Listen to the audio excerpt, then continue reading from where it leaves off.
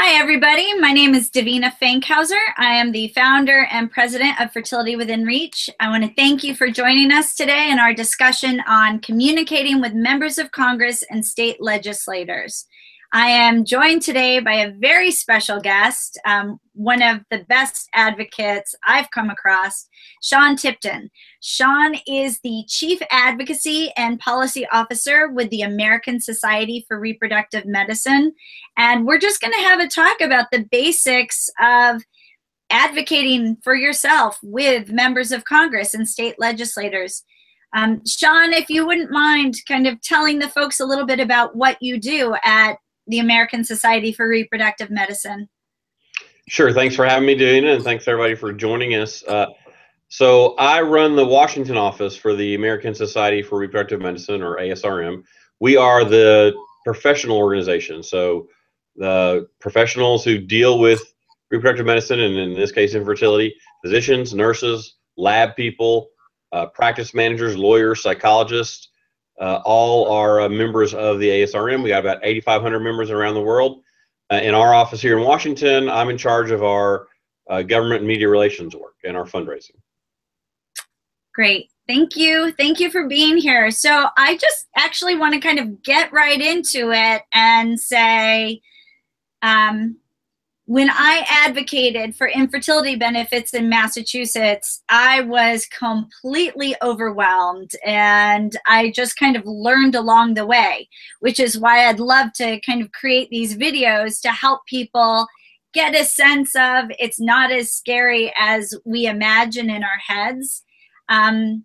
Would you mind kind of sharing a little bit of your background in communicating both at the national and state levels regarding infertility legislation or fertility legislation?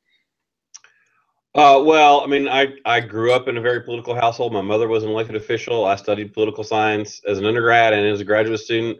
And I've been in Washington doing advocacy work since 1992 and been in healthcare since 1994. Well, that's why you're so good at it. Yeah, I've been around the block at times. I think the most important thing for potential advocates to keep in mind to help them be more at ease is that the United States of America is a representative democracy. So you elect people to represent you. Even if you didn't vote for them, they still work for you.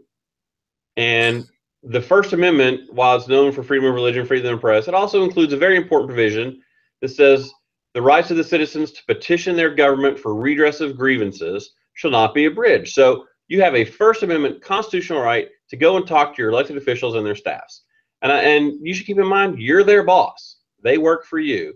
And that should help keep things in perspective and sort of take some of the intimidation factor out of it. And I recognize it can be intimidating. The offices can be big and fancy in places you don't really go. Maybe you're going to see people who you only, see on TV or something. But you don't need to react to it that way. You need to react to it as you work for me, so you have to listen to me.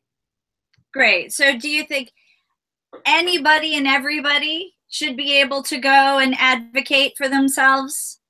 Absolutely. I mean, so you have a very specific representative who represents you, you're a constituent of them, but even other people, if it's the congressional district next door or the senator from the state next door or whatever, as a general item, they all work for the citizens of the United States. So you have every right to, and you should avail yourself of the right, and everybody should feel comfortable doing that, going in and saying, this is what's happening to me, and here's what I need you to understand about my situation.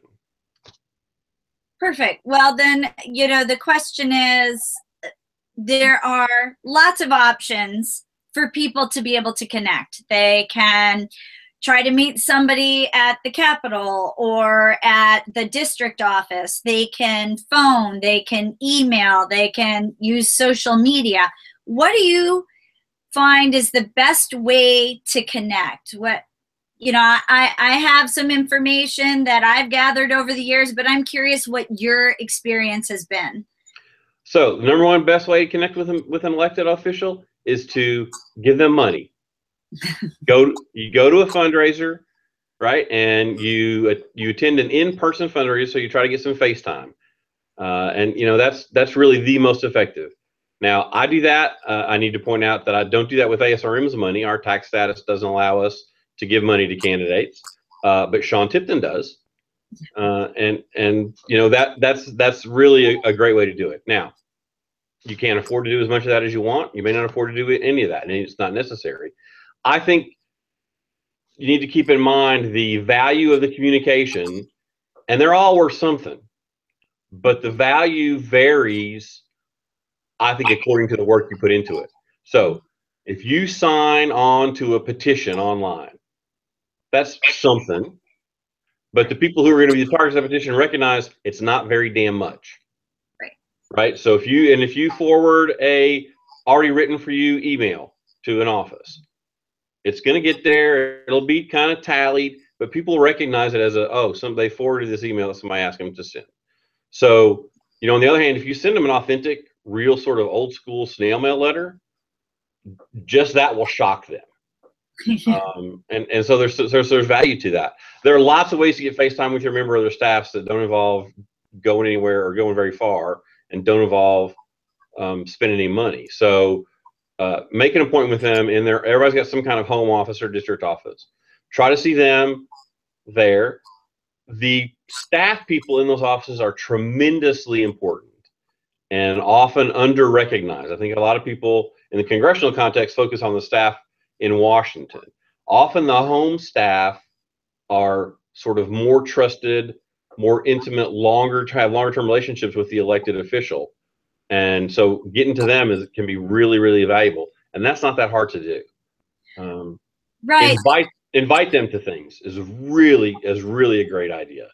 If you're having an event, if you're having a social event, if you're having, you know, I know a lot of patient groups do walks and runs and celebrations and things. Those are great things to invite the elected official or district staffs to, because they like to get out and see people in those kind of settings.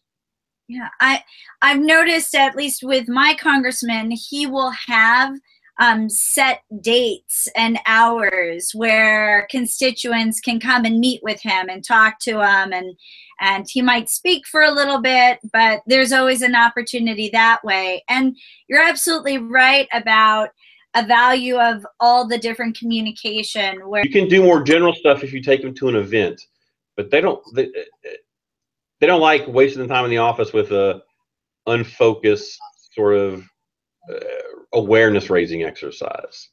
Yeah, I remember I helped a woman who was going to meet with her state senator, and she had a specific ask, and he actually ended up calling her insurance company for her and then participated in media interviews, trying to gain support for coverage. So having a specific ask, you can ask them anything. You can ask them to support legislation or to not support specific legislation, or to help you figure out what is the best approach to try to get legislation or work with the Division of Insurance. There are so many opportunities, but you're absolutely right. They want to know, you know, what is it you need from me? Why are we having this conversation? And it gives them something concrete to follow up with as well. So speaking of following up, so after they have a meeting, you know, really what does it mean to the members of Congress and state legislators or the staffers when somebody follows up? Like, I think a lot of people might just kind of go on instead of taking that step a short time later. What are your thoughts on that?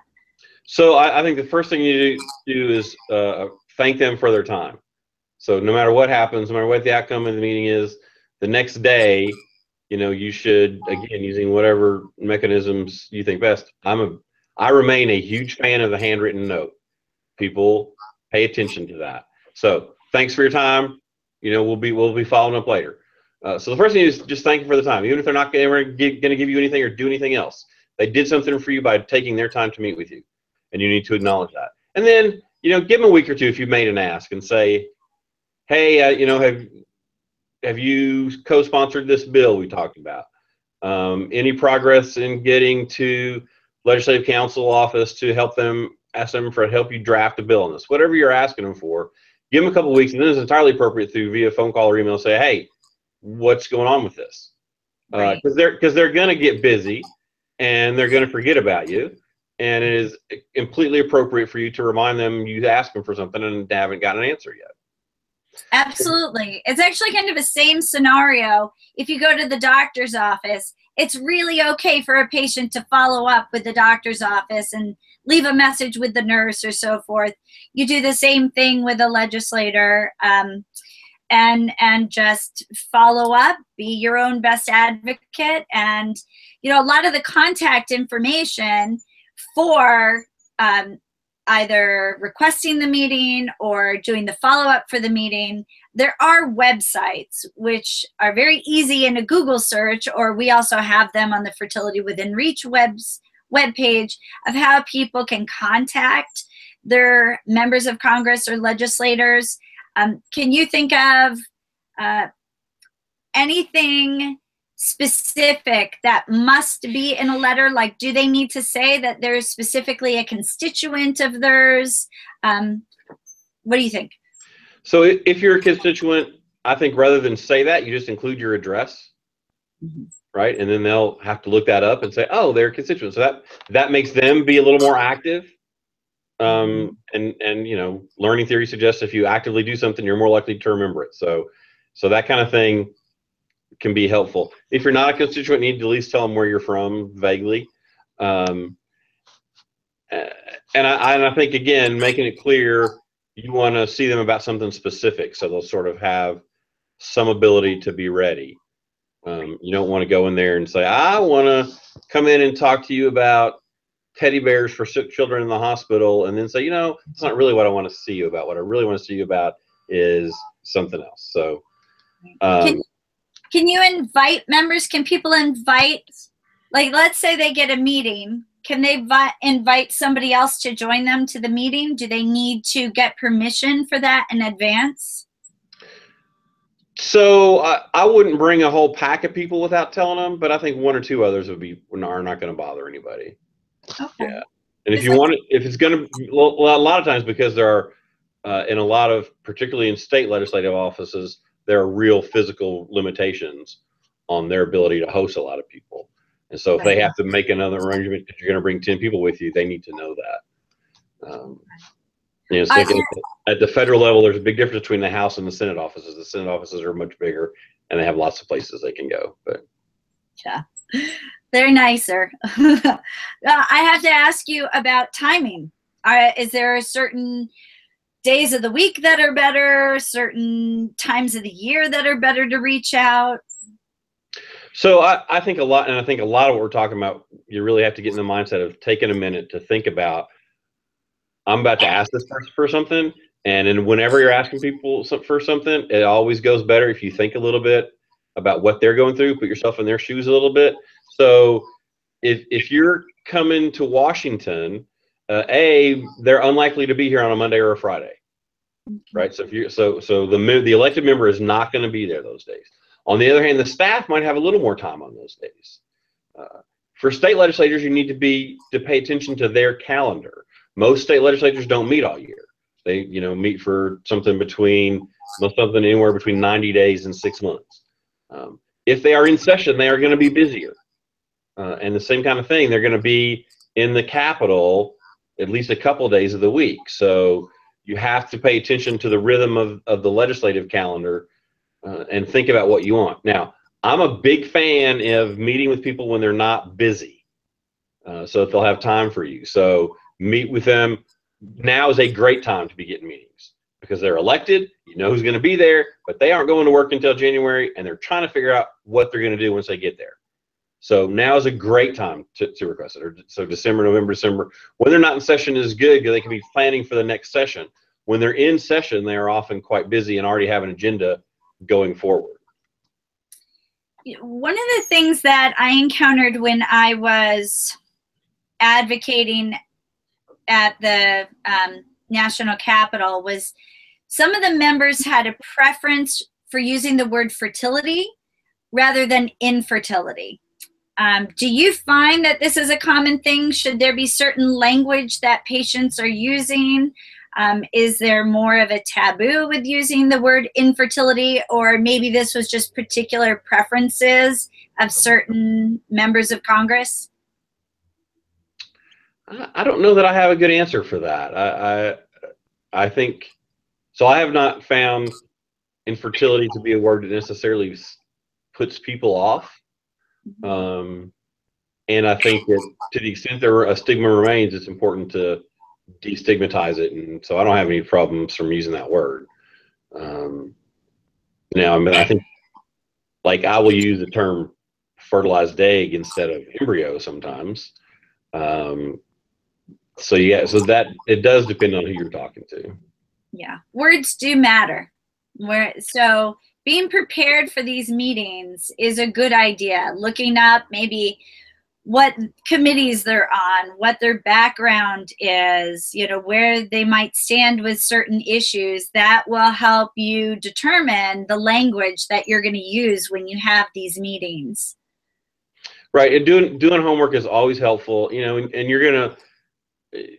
I can remember we were dealing with an issue in Alabama, and I got a phone call after we sent a letter from an Alabama state senator.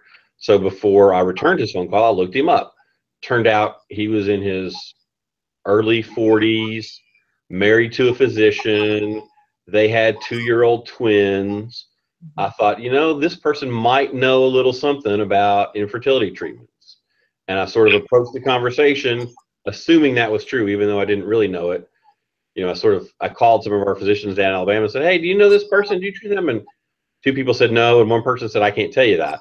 So you kind of know the answer. But no, I mean, the more you know about who you're dealing with, the better off you're going to do. It's as simple as that. Absolutely. So what do you think people can expect from the meetings? They go, what do you think they're going to expect? What can they expect? I think you need to expect the unexpected, because you're going to have one meeting where the staffer you're dealing with is in the midst of infertility treatments.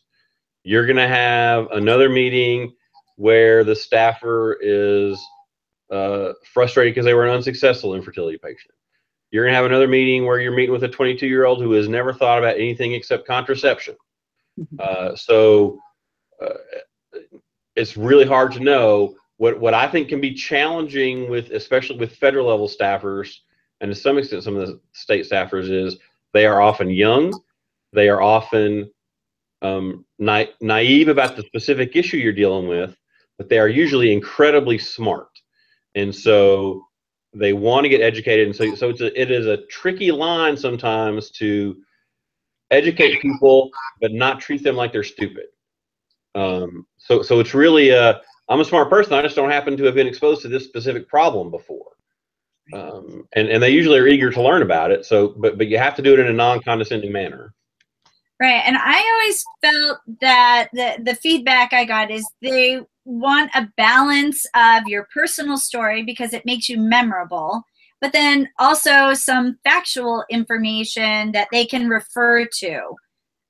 Is that what you find as well? What would you suggest somebody bring with them, if anything? So, I mean, I think there are a lot of resources for policymakers. I mean, at ASRM, we certainly have a lot. You all have a lot. Groups like Resolve have a lot. There's a lot of stuff out there. You know, the CDC. So I think you're right. There's a combination of, here is my individual personal story, and here's where you can learn more about the issue in general, is a potent combination. They are not looking for you to have all the answers, but they would appreciate knowing where to go get some. And, you know, I would love for folks to say, hey, call the ASRM. They got a Washington office. They got people in there whose job it is to come and explain these things to you. So we're happy to help with that. That's great. All right. Now, I can't take up too much of your time, but I have one very important question, which I am sure everybody thinks about before they attend a meeting, and that is, what should I wear? How should I be prepared for this meeting? So, any insights? So, you know, as you can see, I'm not wearing a tie today. If I were going to the Hill today, I would probably be wearing a tie. I will be going up there tomorrow, so I'll have a suit on. Even that, though, is getting a little, you know, when when Congress is not in session, most offices don't make their staff dress up. So if you're seeing them on a Monday or a Friday, the staff is probably not going to be wearing business clothes. I mean, I think a sort of business casual level is always safe. You know, I don't think you should feel like you have to dress up like you're, you know, arguing before the Supreme Court. But you probably don't want to go in with your ripped up "I'm stupid" T-shirt either. You know, so I think you need to be comfortable and be yourself, but be presentable. That's fantastic. Any last thoughts you want to share? Yeah, very important point that we have not addressed is you sort of did when you talked about, you know, they often have set times in their offices or whatever.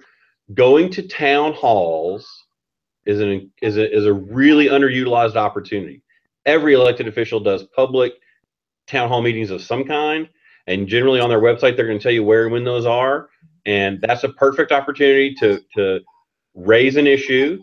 You will see their staff there. They will always have their staff there. That gives you a chance to see who that is and go introduce yourself to that person.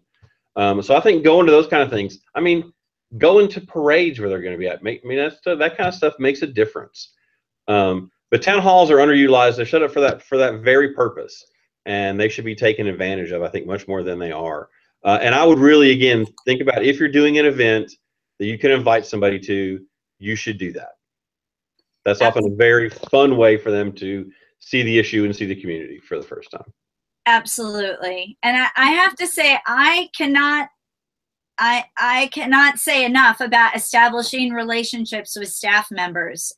You know, whenever I really need something or would like help, I have a type of relationship where I'm on first name basis with some of the staff members, or they'll say, "Hi, Davina. Oh, the congressman would love to do this, but, you know, we have a conflict," or, you know, "Hey, yes, you can count on us." So having that kind of rapport takes communication and follow up and just checking in if need be, and congratulating them if they're in the news and something good happens, and reaching out, "Oh, I saw this in the news and I just wanted to say congratulations. I appreciate if you pass the message on," and that sort of thing helps establish these relationships, which make your communication process that much easier when you're trying to get something done with a member of Congress or a state legislator. And there's no question it's a relationship business. So, yeah. You know, do what you can to establish those. You know, I think the world would be a better place if more people were involved in politics. So, you know, it doesn't have to be just about this issue. Being involved in lots of issues is good. If you have neighbors who you know are politically active, you should talk to them and get their advice. And they have some relationships that can be of value to you. And that's something else to think about. That's so true. Connection with just our neighbors as well can help us get into the door. And I think one of the things you touched on is you can use this for anything. I know when Fertility Within Reach was first trying to get our 501c3 status, the IRS was taking a lot longer than they said they would. So I called Senator Ted Kennedy's office, and they then called the IRS to find out what was happening. And then I heard from the IRS, you know, so it doesn't have to be just infertility. I have found advocating for yourself is one of the most empowering experiences. And once you learn to do it for one thing, you can do it for anything. And there is always a reason to speak up and stand up for something that you believe in that either helps yourself or others. And go ahead. Legislators love that kind of constituent casework where they have to prod an agency to do something for their constituents. They really like that. That makes them feel valuable. And that can be a terrific way to build some of those relationships. And again, it doesn't matter where that is. I mean, if you live on a state road that's got a traffic light that keeps going out, calling your state legislator is worth doing, because that staff member is going to be somebody who can help you with other things. That legislator may at some point be your congressman. so you don't know where people are going to end up, and any of those. There's I have one of my most valuable contacts in the Senate right now. I got to know because he was working for my county council person. This is how this stuff goes. So you never know when that pothole is going to get filled and be worth something to you. That's true. And what I have found is even at the state level, sometimes the staffers become elected officials. Absolutely. And you will have known them for years and have a nice connection there. Do you have a wish list? Does ASRM have a wish list of what they'd like people to advocate for right now? It's a sort of a tricky time. So I think we're in a little bit of a wait and see mode for the 115th Congress. We've still got some business pending in the 114th Congress, but we'll see where things go. Well, I'll tell you, one of the things that I'm hoping to do is to connect with Health and Human Services, because I know part of their Title X funding for infertility would include communicating with OBGYNs. And I would love to see HHS kind of give some guidance on when OBGYNs can recommend people move on to reproductive endocrinologists. Because sometimes, like in my personal case, my OBGYN who specialized in infertility held on to me a little bit longer than they needed to. So I'd love to see part of that communication in the program that HHS does. So that's something that I'm going to be working on my end. And hopefully that isn't too controversial for anybody right now. I'm hoping the Title X program continues to exist. So yeah, me too. Me too. Well, I can't thank you enough for participating. That really the purpose of this discussion is to educate and empower individuals to advocate for themselves, to feel more comfortable and understand it's really having a conversation with somebody that values you as an individual, as a constituent, and to help people understand they're really powerful. And if they can get over a little bit of the anxiety, they will realize how effective that they can be and make a difference. And I'll just say that people with personal stories are of immense value to groups like ours. So we go in there with all the science and here's the policy and here's the big picture stuff and here's how all this works. Policy is made and government is really run by anecdote. So they need that stuff, and we'll help them make the policy fixes, but they need a face to say, oh yeah, I met with that person, they were having this problem and I want to help it. We can go in and help them answer that question of what can we do about it, but it works much better when they have a real personal connection and gives them a better understanding. Absolutely. Sean, thank you so much for your time. Thank you for everything the American Society for Reproductive Medicine does. It is just a privilege to get to chat with you, and thank you for sharing all the information you have today. Sure, happy to do it. And folks, I'm pretty easy to find on the internet, so feel free to reach out to me if you have questions or anything like that. I'm happy to chat. He's an amazing resource, so I hope you do. So, all right, thank you, Sean. Right, bye-bye. Take care, bye.